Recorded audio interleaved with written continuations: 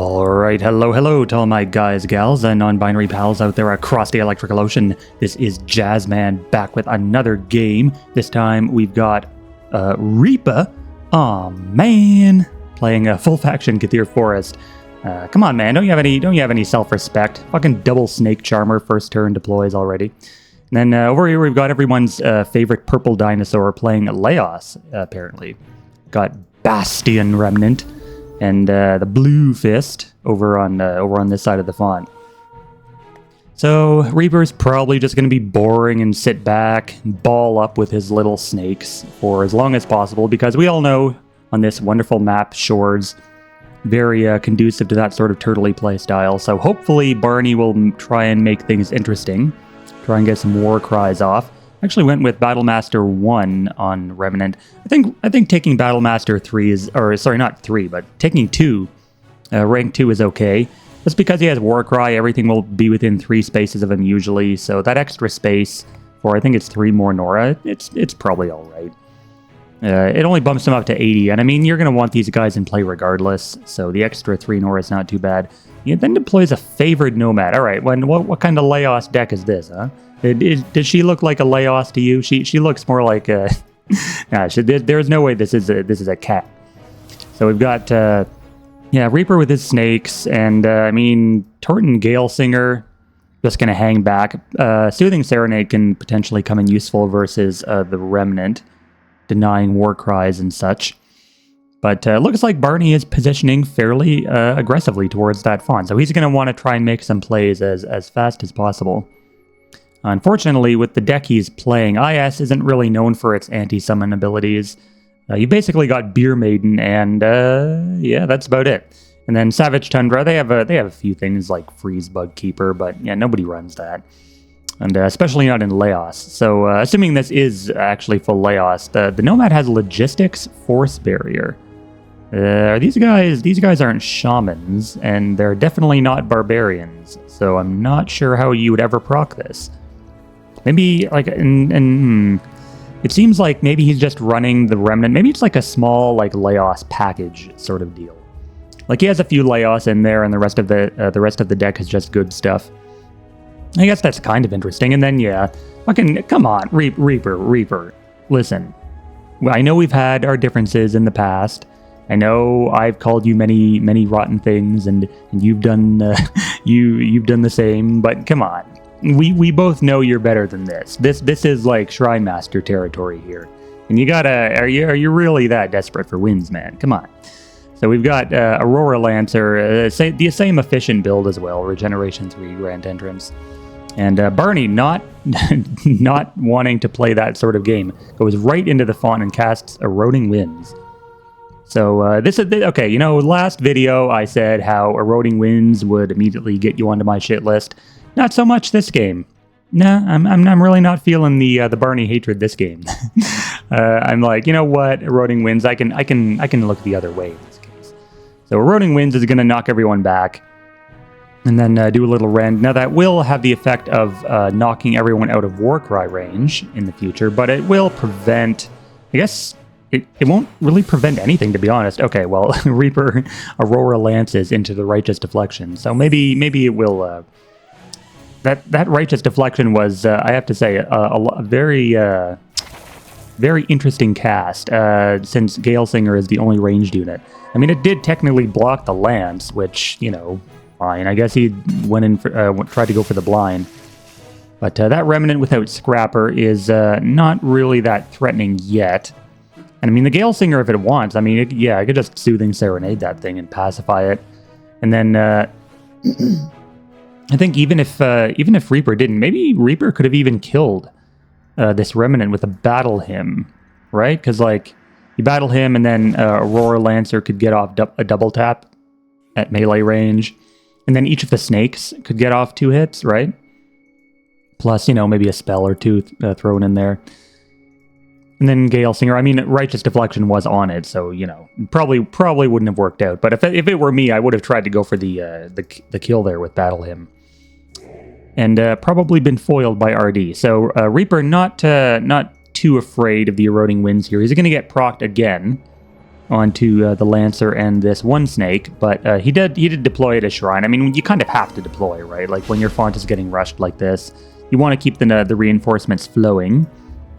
And favored Nomad here making an attack on the snake. Unfortunately, Remnant can't contribute, and yeah, the Blue Fist is actually blinded. Was that a blinding flash he cast on the Blue Fist there? Or was that the Aurora Lance or something? Yeah, blinding flash disables the Blue Fist. So a lot of CC coming in here for Reaper, and Barney replies with a containment unit. So containment unit going to put everyone in stasis, preventing damage, and that will persist even if containment unit dies. If it's over the end of the turn. That's an interesting choice in a split with IS. I mean, because it makes ice, right? Like it's a good relic, but you kind of drop your own speed when you put everyone in stasis like that. Well, not the stasis part, but the ice. You know, you're putting your non-Arctic champions on ice, and it's kind of, you know, if you can justify the defensive crystallize for the speed reduction on the following turn, it's probably fine. Like here, I mean, his Remnant would have totally been, you know, it would have been toast if he didn't put down that thing, but he's invested a lot of Nora into keeping his Remnant alive and keeping his champions in this font contesting. Whereas Reaper, I mean, you're just gonna keep healing up with these Snake Charmers. He's got Cleanse. He's probably thinking this is a fairly comfortable game. I mean, this kind of rush, it doesn't really matter. Just because, I mean, the Snake Charmers will heal whatever is in danger of dying, and then he's got all the support in the world with Gale Singer and the Cleanse. And then even these snakes, like the Poison Serpent, hassling the Nomad, keeping it out of attack range of everybody important. So he's just chilling. I mean, he's just chilling in this Remnant with 5 speed, can't get at anything.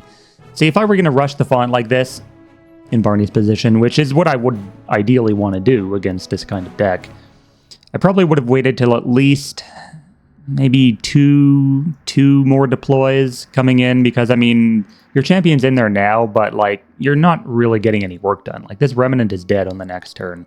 And you're just, like, putting all the spells and the Relic Nora into keeping it alive. It doesn't really advance the game state any in your favor, because Remnant still can't do anything. he's just standing there, eyeballing these targets from 4 spaces away. So it didn't really do you any favors, really. I think with Laos especially, that you really need some kind of strong board presence before you try and go in. Like 2 champions on their own, like they can't really do much for each other when you're up against these kind of numbers. So Barney decides to pull back. The Blue Fist still blinded by the blinding flash, and I feel like, I mean, the Aurora Lance is on cooldown, so I'm pretty sure Blue Fist is still fine. But Barney deciding to abandon the font here again plays into Reaper's deck's strength, giving these Snake Charmers time to poop out more meat. And then now Barney goes with the Laos Magnate. And see, haste is a good thing to have down versus this, because it hasting your Remnant will drastically increase your threat range on the following turn. So it'll basically force Reaper to turtle even harder. And in that case, you might just end up going for the Shrine instead, right?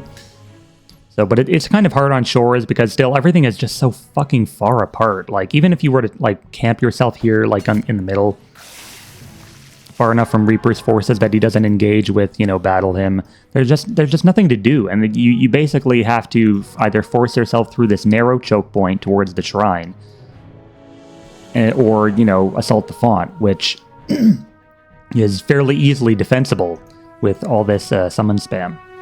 And the range. Like, people tend to set up a lot of ranged units in this font. Stuff like Menelaus, Dwarven Mortar Crew is amazing on this map because it's a stall map, and Mortar Crew is generally amazing on all stall maps. And yep, more range from Reaper, Aurora Investigator. And meanwhile, that Serpent is still chasing down the Nomad. I'd like to remind everyone that this favored Nomad is literally dying to a summon right now. That's the only thing that it's taken damage from, is this fucking Constrictor Poison Serpent summon. So maybe I don't know, maybe Gale Singer got like 1 hit on it before, but it's finally dead, that Serpent. But Nomad is still going to take 6 additional damage from that poison, so she'll go down to 14 from just that one summon. And these things are so... I hate Snake Charmers. I can't wait for the revamp when stuff like this gets to be like an appropriate price. I don't know how much it's all going to be yet, but it will be significantly worse. And that Nomad just decided, you know what? I'm poisoned. My life is flashing before my eyes. I'm just going to kill myself. So, Nomad deciding to get a futile attack onto the Gale Singer instead of pulling back and potentially waiting to be healed. Although I'm not really certain on all of Barney's what Barney has. Okay, so he does have healing. Yeah, so I would have definitely then just kept the Nomad like back because I mean escalation, right? You want your escalation champ to be alive as long as possible to get as much damage. Escalation in this matchup would be great. Like if Barney could deploy a second Nomad and then just keep those babies scaling, I feel like it would eventually overtake Reaper's summon spam, because these summons will always have a fixed amount of HP, and eventually the Nomad can just like one-shot them, right? So yeah, if he's running the Anchorites and potentially the Jungle Front Laos, I forget his name, but he has heal mass as well. So keeping this thing alive would have been a lot better for Barney. But Reaper making the quick and dirty kill of her and consuming her turkey globe with the snake. So yeah, I forgot American Thanksgiving is coming up. So yeah, that's on, what is that? That's on Thursday, right? But yeah, all the Nora globes are now turkeys for the time being.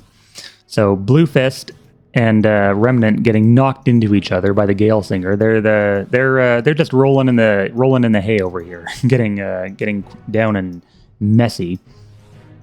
And Aurora Lancer going in for the second Aurora Lance, second time's the charm, blinding the shit out of that Remnant. So no war cries anymore, and I mean they were on 0 AP, so they weren't gonna war cry anything anyway. Oh boy. So Reaper's just gonna deploy more Elf Ball shenanigans. And I mean, it's, I don't know, you could make the argument that, you know, it's just a strategy like any other. I know people like to make those comments sometimes about Shrine Master, but I just don't see how anyone could have fun playing this way. I mean, maybe it's like, you know, he just wanted to try it out for a game. Reaper usually plays Underdepths, but he has been known to dabble, as we all have.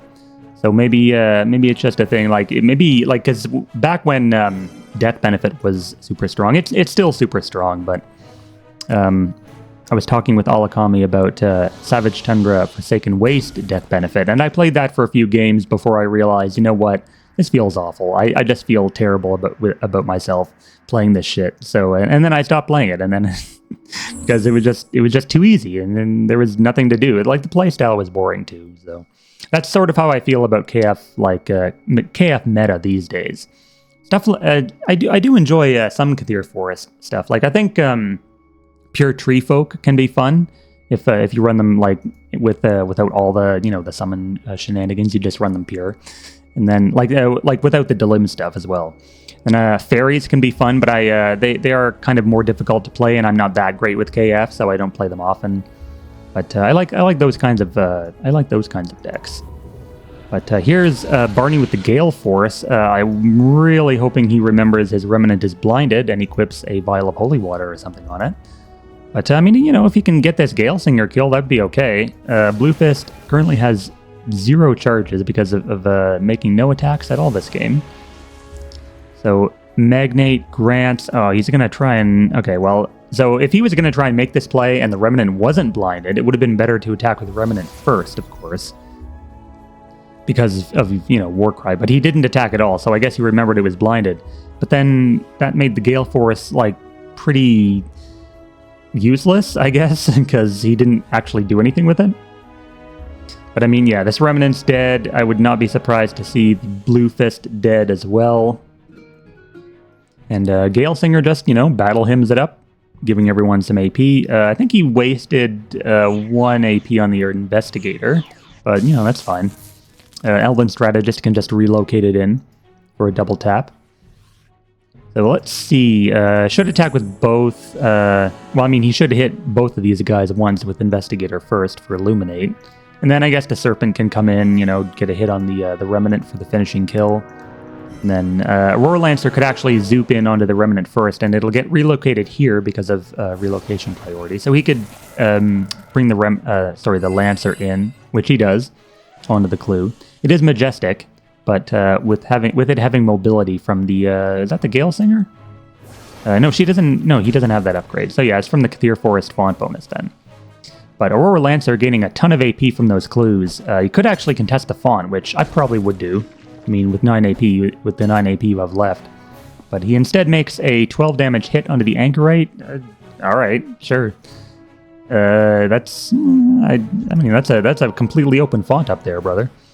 But that's the Kathir Forest brain at work. It just smooths things out, as it were. So these Snake Charmers have yet to expire, and they're just gonna keep dropping summons.